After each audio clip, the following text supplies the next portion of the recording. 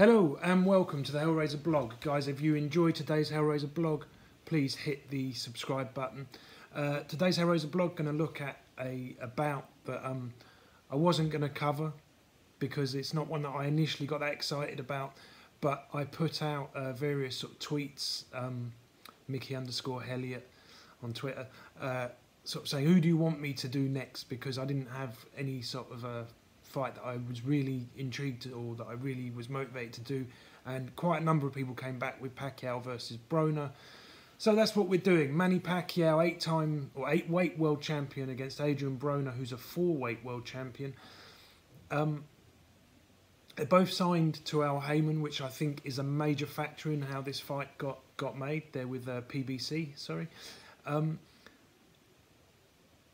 I've got a little feeling here that's a big part of what's going on, and the fact that Mayweather maybe is going to launch a comeback, and making these two box each other probably makes sense from the point of view that the winner is a fight that I think Floyd Mayweather would take, and that Floyd Mayweather would almost certainly win.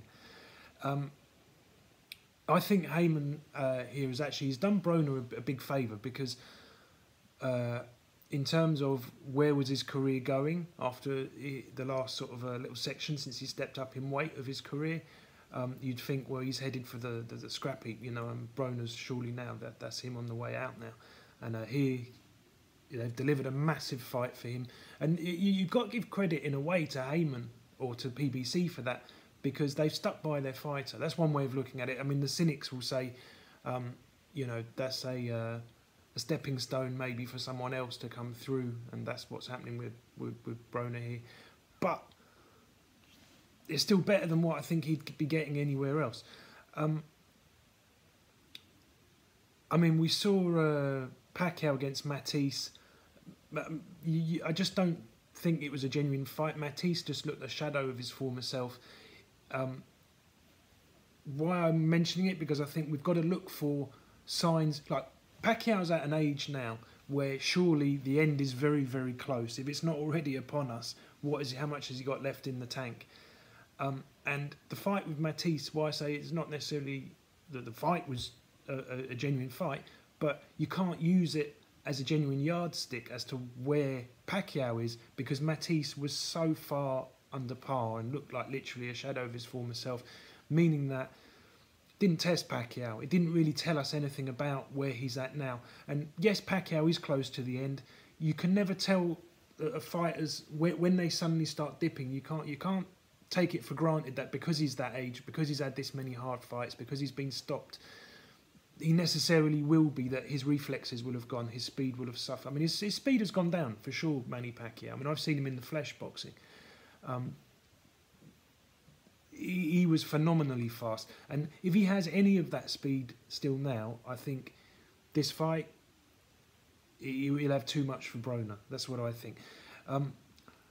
The main thing on the technical point of view that why I think Broner struggles is that Broner is a guy that likes to plant his feet and work inside, and against Pacquiao, you're talking about a guy who's a genius at creating angles and leading people into punches. I mean, I was in Vegas when Pacquiao boxed Ricky Hatton, and what happened there wasn't a fluke. I can say I mean, there was already times before the punch that knocked Ricky out where I thought, do you know what, that's not a good sign. They were missing by a whisker in the leverage he was getting in those shots, and also the fact that he seemed to draw Hatton. I mean, Hatton obviously had to come forward in that fight, but he sort of walked Hatton onto his bigger shots. And I've got a feeling here that Broner, who likes to plant his feet, for me that is a disastrous tactic, and I don't see what Broner can do other, because since he's moved up from like feather and super feather, super feather and lightweight, he's looked like a guy who doesn't have the foot movement that he used to have. He tends to try and catch punches on his shoulder and stands on the ropes, and he's been caught out a couple of times. I mean, the fight with Maidana, where a lot of the comments afterwards was like, oh, he showed that he's got heart. When he boxed Maidana, for me, he swallowed it, because I think that Broner if you look at the early Broner, you think, okay, he could give Maidana a boxing lesson here. He could really fight him. And when it came to stepping up to the big stage and really delivering the performance, he didn't deliver it. And he looked to me like he was a bit gun shy. And look, Maidana is a handful. I mean, we've seen him with Amir Khan. He was a good fighter. Not a good fighter. He was a very good fighter, an exceptional fighter. But we were being told that Broner, and I felt a little bit as though maybe, like Floyd Mayweather's going to have a life cycle. Maybe they thought like Broner is the next one that can take over after Floyd. He's got a lot of the same sort of characteristics and traits, and we can then roll on the bandwagon a little bit longer because we'll have Broner. The problem that they've had really is that obviously the fact that Broner, he seems like mentally he's started to come apart. Because when he's been under the most pressure for the biggest fights where we knew he was going to have to dig deep, yeah, okay, he got up from knockdowns, but he didn't deliver a performance where you could give a genuine argument for me that he won the fights. I mean, Maidana bullied him, and that was a fight that I felt he could win, but I just thought Maidana sort of bullied him around the fight and took any momentum that Broner could build. Maidana snatched it right back and won the fight fairly comfortably.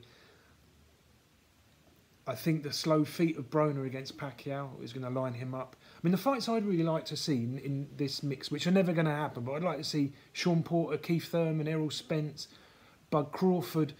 These are the fights I really want to see. The winner of this, probably maybe against Mayweather. It doesn't have the same appeal to me, but I think that's probably the money fight, because that's the fight. Those are the names that the search engines want to pick up and will promote to the, and that fight would generate a huge amount of money. So that's probably what's going to happen. We're not going to see the Thurmans, the Errol Spences, the Bud Crawfords getting a look in. Broner, I don't think is busy enough. I think he likes to come inside and pick, and I just think that's going to be made, pick single shots.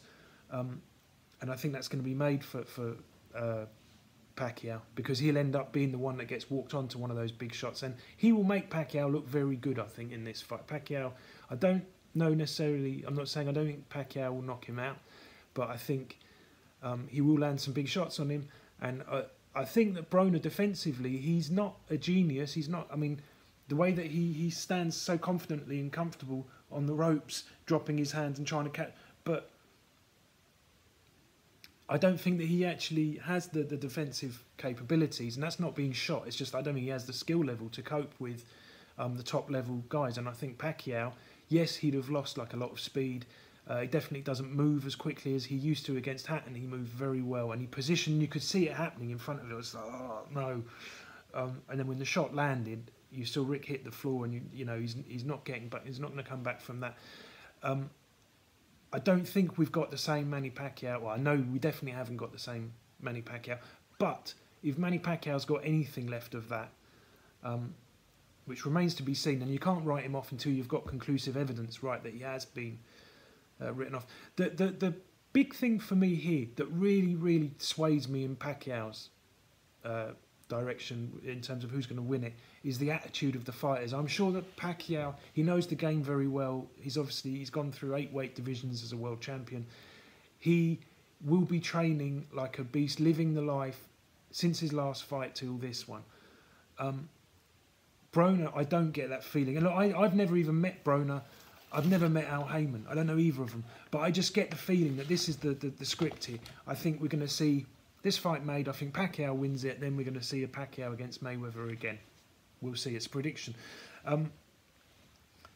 But Broner, for me, since he stepped up, he hasn't backed up the hype. I mean, the way I think it's going to go, I'll be surprised if Broner even wins a round against him. I think that Pacquiao will outbox him. If he's anywhere near what he used to be, I think he'll outbox him. I think he'll hit him with some big shots. I'm not sure he'll knock him out. I don't think he will, because I think when he starts landing those big shots, we've seen with Broner, he tends to sort of go a little bit gun shy and go very sort of movement orientated, but his feet are not quick enough for me to get him out of the shots enough for him to be able to counter and snatch any sort of significant amount of rounds. I think what we'll see is Pacquiao victory on points. And following that, who knows, maybe a Mayweather fight. We'll see. Thanks for watching, guys. Please hit the subscribe button, and I'll catch you.